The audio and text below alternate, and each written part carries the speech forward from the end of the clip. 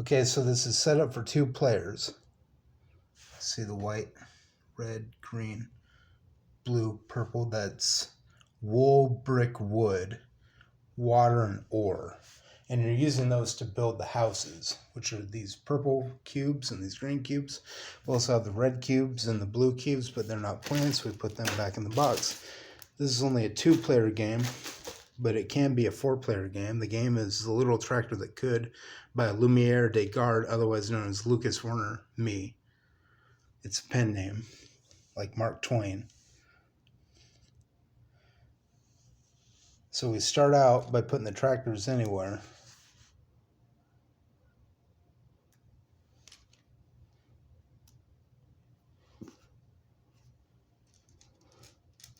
The green gets to place their tractors. But any player can move any 2 tractors a turn.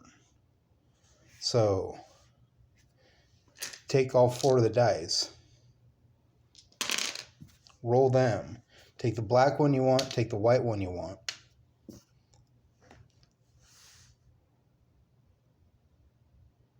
With the black, you move in a straight line against the sides. So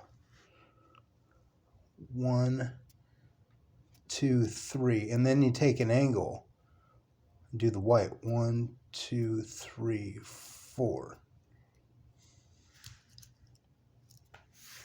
So that's where we end up. And that's a red. So I'm first player, and I move my red up 1.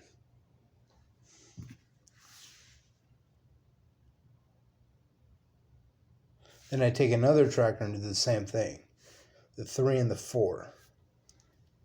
1, 2, 3. Take another angle.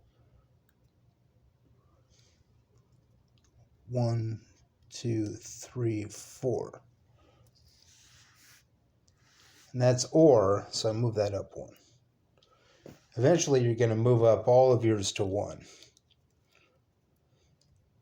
Every player was at 1 now. That means whoever moved up first can place a house.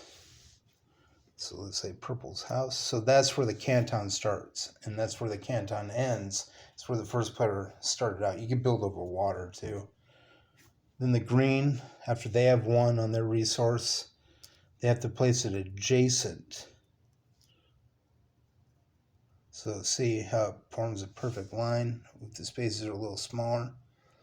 You don't have to get them right on the spaces. You're just forming blocks. And that's a house. So eventually you get another house. You can lay up to 6 at a time. So it's another house. Another house. If they have 2. But each time you move up to get a house, you have to move it down 1. So they move it down to 0 after you place a house on all of them.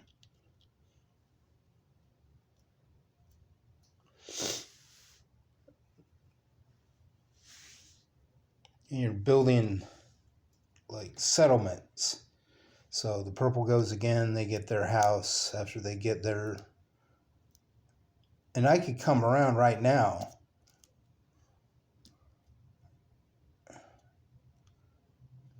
and block this from being formed. It's a little hard to do with one hand. You block that from being formed, and I automatically get the price of what that shire is, and that shire is worth 5 points. And then they come around and they finish a shire in a regular shape. It doesn't matter if you're building over lines. You're just trying to form those hoods. You know, like neighborhoods. So I've formed the T-shaped settlement, shire, which is 4 houses. 8 is a village, 16 is a town, and 32 is a city. And every time you get the resources to build a house, you can build a house. You can lay up to 6 at a time.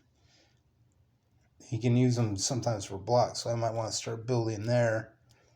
But then he can come around and block me once I'm at that point.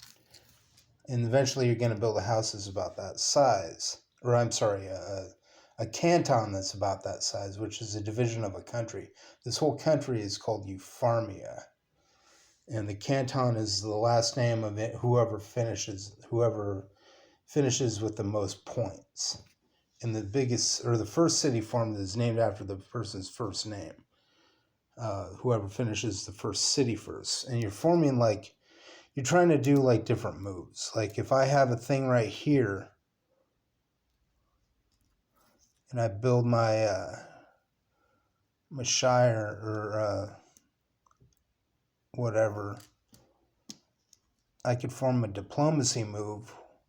And since these are all connected, I'd have to start right there.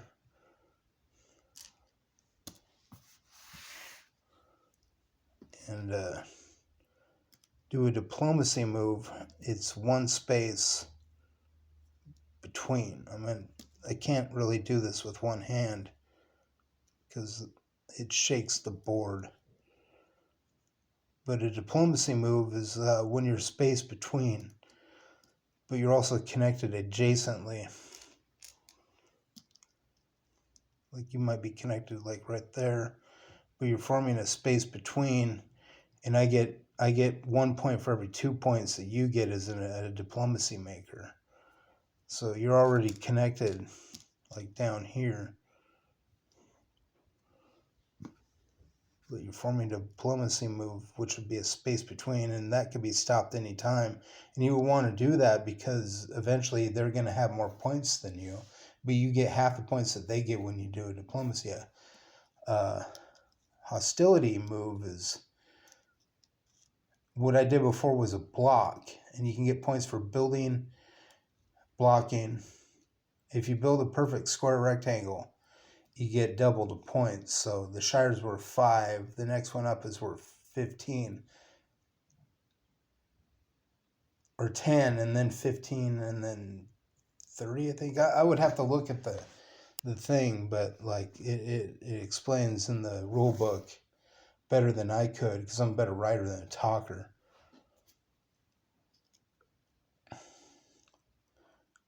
And a hostility move is when you're surrounded on at least